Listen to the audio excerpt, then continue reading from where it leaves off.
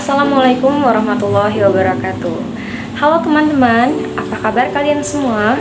Semoga kalian selalu dalam keadaan sehat walafiat.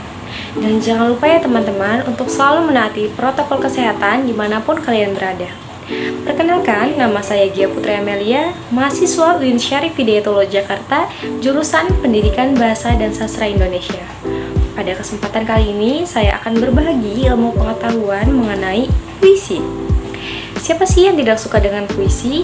Kata-kata yang indah dengan syair yang penuh makna.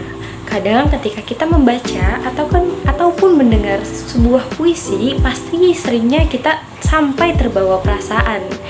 Nah, pasti juga hampir semua orang di Indonesia ini mengenali nama-nama seperti Chairil Anwar, W.S. Rendra, Sapardi Djoko Damono, ataupun Taufik Ismail.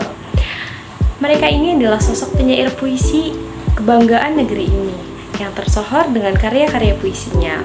Tapi, apakah teman-teman tahu yang dimaksud dengan puisi itu apa? Sebelum memulai membuat puisi, teman-teman sebaiknya mengetahui pengertian atau makna puisi terlebih dahulu. Jangan lupa simak videonya hingga akhir.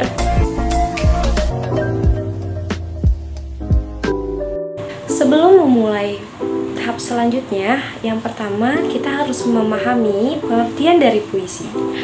Menurut H.B. Jazin, puisi adalah suatu karya sastra yang diucapkan dengan sebuah perasaan yang di dalamnya mengandung suatu pikiran-pikiran dan sebuah tanggapan-tanggapan.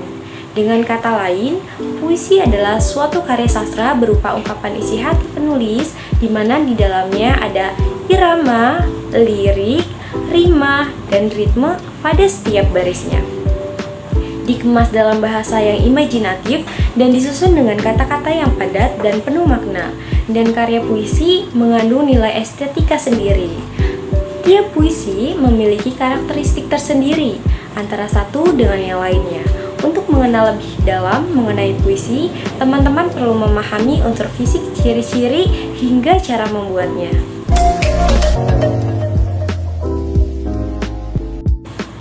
Nah, setelah kita mengetahui pengertian puisi, selanjutnya kita akan mengetahui mengenai struktur puisi.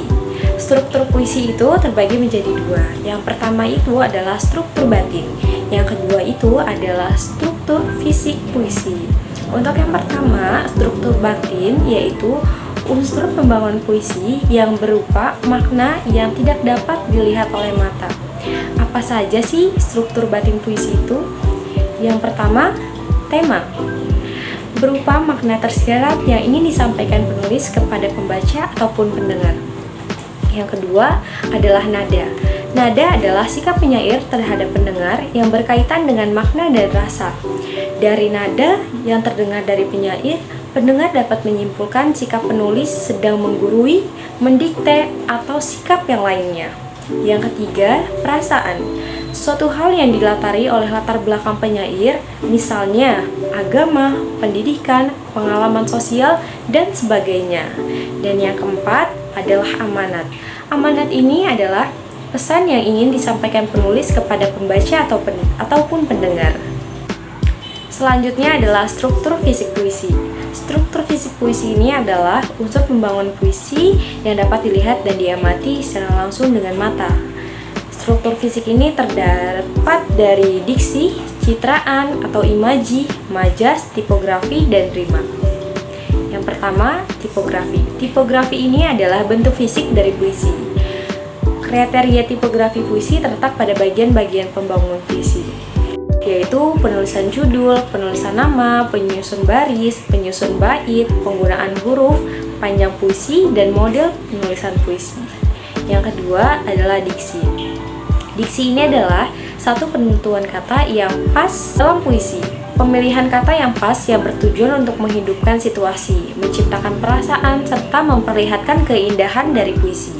Yang ketiga adalah majas.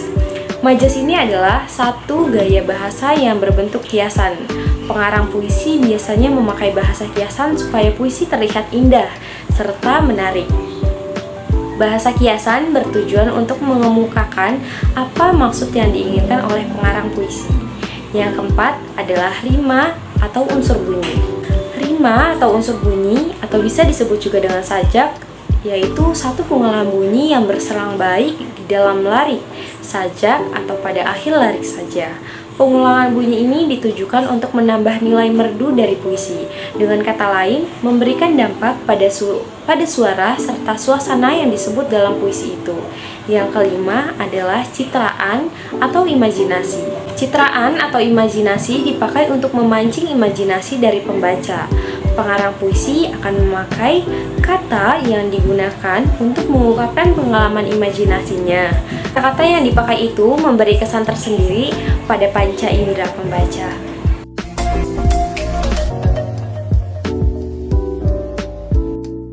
Nah, setelah kita mengetahui struktur puisi, selanjutnya kita akan mengetahui ciri-ciri puisi. Yang pertama, ciri-ciri puisi secara umum. Ciri-ciri puisi secara umum itu yang pertama, penulis puisi dituangkan dalam bentuk bait yang terdiri atas baris-baris bukan bentuk paragraf. Yang kedua, diksi yang dipakai dalam puisi biasanya bersifat kiasan, padat, dan indah. Yang ketiga, penggunaan majas sangat dominan dalam bahasa puisi. Yang keempat, pemilihan diksi yang digunakan mempertimbangkan adanya rima dan persajakan. Yang kelima, dalam puisi, setting, alur, tokoh tidak begitu ditonjolkan dalam pengungkapan. Selanjutnya, ciri-ciri puisi lama. Yang pertama, antonim, tidak diketahui siapa nama penulis. Yang kedua, terikat pada jumlah baris, rima, irama, diksi, intonasi, dan sebagainya. Yang ketiga, memiliki gaya bahasa yang statis, tetap, dan klise. Yang keempat, merupakan sastra lisan karena disampaikan dan diajarkan dari mulut ke mulut. Selanjutnya, ciri-ciri puisi baru. Yang pertama, nama pengarang atau penulis puisi diketahui. Yang kedua, tidak terikat jumlah baris, rima, dan irama. Mempunyai gaya bahasa yang dinamis atau berubah-ubah. Yang ketiga, puisi cenderung bersifat simetris atau memiliki bentuk rapi. Yang keempat, lebih menggunakan sajak syair atau pola pantun. Yang kelima, puisi biasanya berbentuk 4 seuntai. Yang keenam, terdiri dari kesatuan sintaksis atau gatra. Yang ketujuh, pada setiap gatra terdiri dari 4 sampai 5 suku kata. Yang terakhir, yaitu yang kedelapan, isi puisi baru umumnya berisi tentang kehidupan.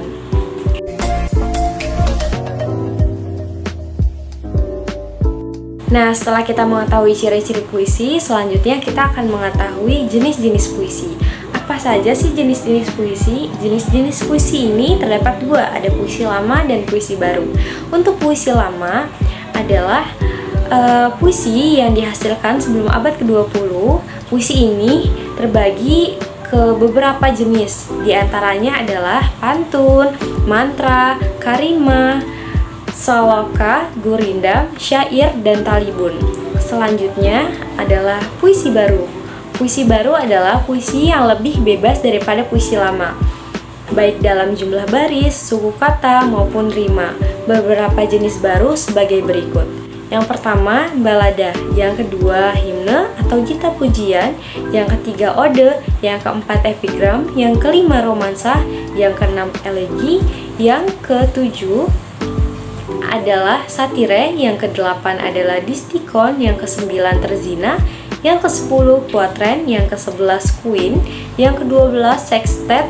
Yang ke-13, septima. Yang ke-14, oktav atau disebut dengan stanza. Yang terakhir adalah soneta.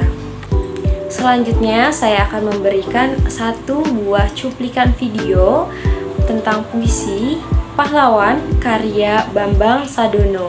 Puisi ini dibacakan oleh Intan Latifah. Mari kita simak videonya bersama.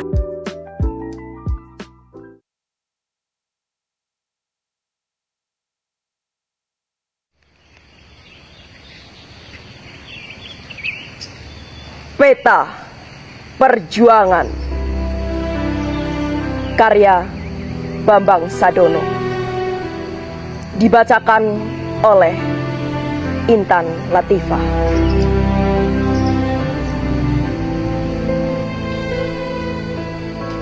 Pegangsaan Timur 56 malam kemarin. Fikir Jepang meledak di sini. Segera, Bung. Tunggu apa lagi? Truk peta dengan dinding luka merangkak rengas dengkul. Seorang bayi merengek minta susu.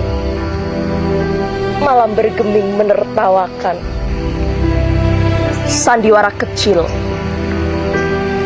yang tidak lucu.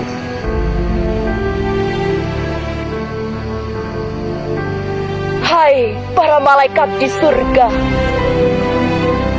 pagi ini kami ingin merdeka. Segala tetek bengek biarlah sementara, bambu runcing yang jadi hakimnya. Kun fayakun.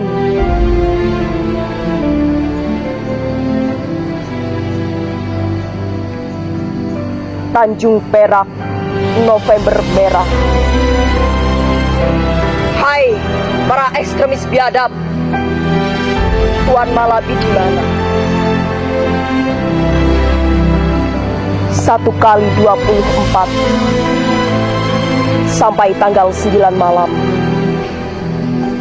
Tanggalkan sangkur, letakkan senapan.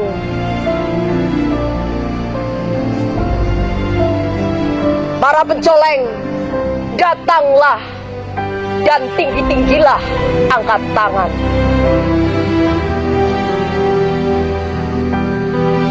Serigala-serigala bangsat, terimalah cocolan bambu dengan dadamu. Lihatlah, darah kami masih merah. Kami bukan budak yang hidup untuk menyembah. Sambutlah salam kami. Kalau tidak, ayo kita buktikan siapa yang jadi tuan di Surabaya.